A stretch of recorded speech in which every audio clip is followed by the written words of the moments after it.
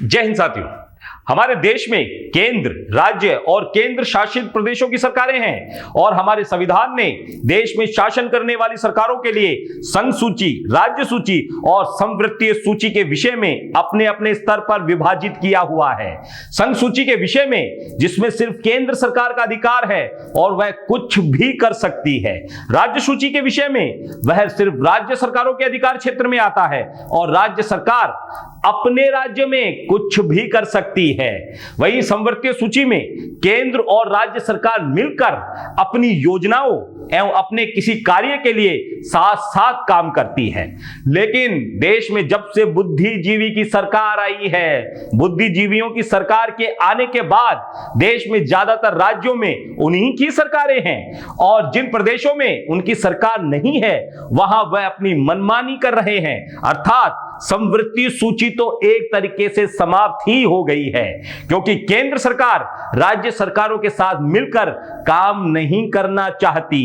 वह तो सिर्फ अपने को ऊपर दिखाने की होड़ में लगी रहती है। राज्यों पर किसी भी तरीके से दबाव डालकर अपनी मनमानी कर रहे हैं। इसलिए आज के संदर्भ में यह कहना गलत नहीं होगा कि संवृत्तीय सूची समाप्त हो गई है। राजस्थान में ईआरसीपी का प्रोजेक्ट राज्य सरकार अपने पैसे से पूरा करा रही है और केंद्र सरकार के चीफ सेक्रेटरी राज्य सरकार के सेक्रेटरी को चिट्ठी लिखते हैं कि काम बंद कर दो।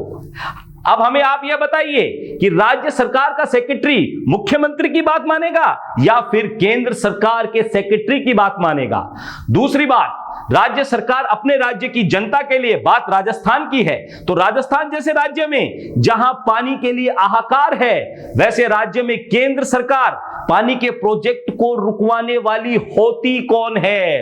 क्या कारण है? जबकि प्रधानमंत्री जी ने उसी प्रोजेक्ट के लिए कम से कम 3 बार राजस्थान के चुनाव के दौरान यह बात बोल चुके हैं। चलिए इन सब बातों को तो जाने दीजिए, लेकिन पिछले लोकसभा चुनाव में राजस्थान में जिसका यूट्यूब से वीडियो हटा दिया गया है, लेकिन राजस्थान की जनता को याद है समुद्र के पानी को फिल्टर कर राजस्थान में ये ला रहे थे और जब इनके करने की बारी आई तो सिर्फ क्रेडिट लेने के लिए राज्य सरकार के किए गए कार्यों को रोक रहे हैं। इसका रवैया उड़ीसा और छत्तीसगढ़ के बीच महानदी के जल का अनुबोध का धत्ता बताकर छत्तीसगढ़ में डैम बनाकर अपने मित्रों को पानी दे रहे हैं। इसका उपयोग पीने के लिए नहीं होता है, जबकि उड़ीसा के लोग महानदी का पानी पीने के लिए उपयोग करते हैं। ठीक वैसे ही गोवा और कर्नाटक में मीठी नदी के पानी का किस्सा है और यह एक ही नहीं अनेक उदाहरण हैं जो मैं आपके सामने प्रस्तुत करूंगा। जिस राज्य में इनकी सरकार नहीं है वहां ये कैसे कैसे काम करते हैं, इसका ताजा उदाहरण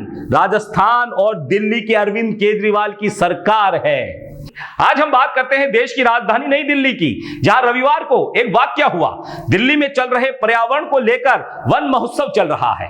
इस महोत्सव के लिए रविवार को एक समारोह आयोजित होना था और इस समारोह में दिल्ली के मुख्यमंत्री अरविंद केजरीवाल और पर्यावरण मंत्री गोपाल राय को शामिल होना था। परंतु इस समारोह में कुछ ऐसा हुआ कि दिल्ली के मुख्यमंत्री और पर्यावरण मंत्री समारोह में शामिल नहीं हुए।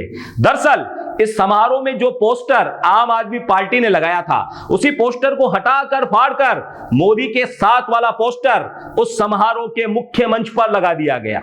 क्या मोदी जी की तस्वीरों की देश में कमी है? जहां देखो वहां प्रचार जीवी की तस्वीरें ही दिखाई देती हैं। मिल जाएंगी हर जगह प्रचार जीवी की तस्वीरें। वह तो स्वयं एक तस्वीर जीवी प्रधानमंत्री हैं। केजरीवाल के इस समारोह के पोस्टर को फाड़कर उसके स्थान पर मोदी का पोस्टर जो लगाया गया, उस पर आम आदमी का यह कहना है कि यह समारोह पूरी तरह दिल्ली सरकार का है।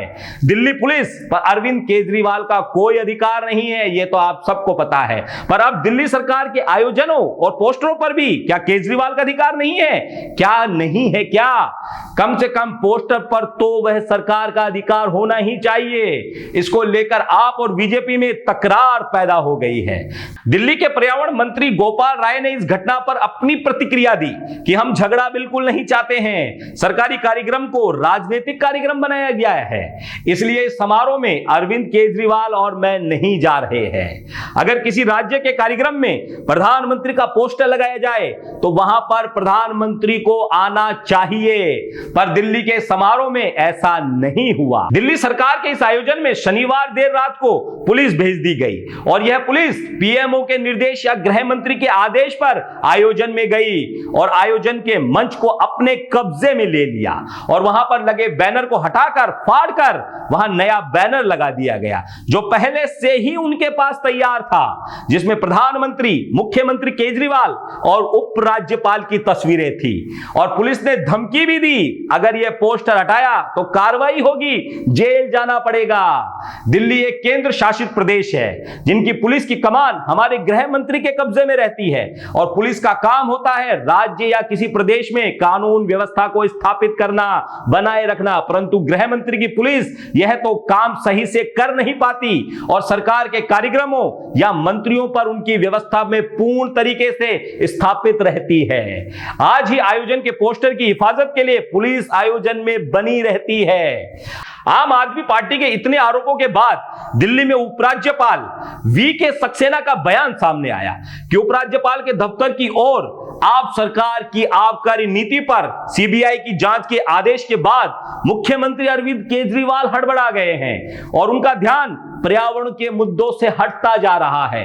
यह जुबानी जंग एक उपराज्यपाल और मुख्यमंत्री के बीच होना चालू हो गई है। इससे पहले भी पूर्व उपराज्यपाल नजीम जंग और आप सरकार के बीच काफी नोकझोंक हुई थी। साथ ही एक उदाहरण के तौर पर देख सकते हैं कि पश्चिम बंगाल के राज्यपाल जगदीप धनखड़ से भी ममता सरकार का तनाव चलता ही रहा है।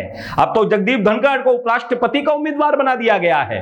2014 के बाद ऐसा समय आ गया है कि पहले जहां राज्य और केंद्र में जुबानी जंग हुआ करती थी, अब तो प्रशासन में बैठे उपराज्यपाल ही सरकार की पैरवी करते नजर आते हैं और केंद्र सरकार के खिलाफ उठने वाली आवाज को उन तक पहुंचने से पहले खुद अपनी जुबानी जंग से राज्य सरकारों में तकरार करते नजर आने लग गए हैं। गौरतलब है कि पिछले कुछ समय से मोदी सरकार और मुख्यमंत्री अरविंद केजरीवाल के बीच तकरार देखने को मिल रही है, चाहे वह सत्येंद्र जैन को ईडी से गिरफ्तार करवाने का मामला हो या केजरीवाल का सिंगापुर के दौरे पर जाने को लेकर विवाद हो रहा है।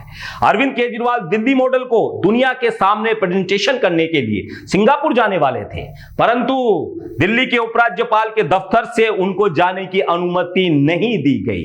दिल्ली के मुख्यमंत्री कहते हैं कि सिंगापुर में होने वाले समारोह में दिल्ली मॉडल विदेशों में प्रख्यात होगा और यह हमारे देश के लिए बड़े ही गौरव की बात होगी। दिल्ली में आबकारी नीति के मामले में मनीष सिसोदिया पर सीबीआई जांच के आदेश दिए गए हैं और उधर अरविंद केजरीवाल का बयान सामने आता है कि मनीष सिसोदिया कभी भी गिरफ्तार किए जा सकते हैं।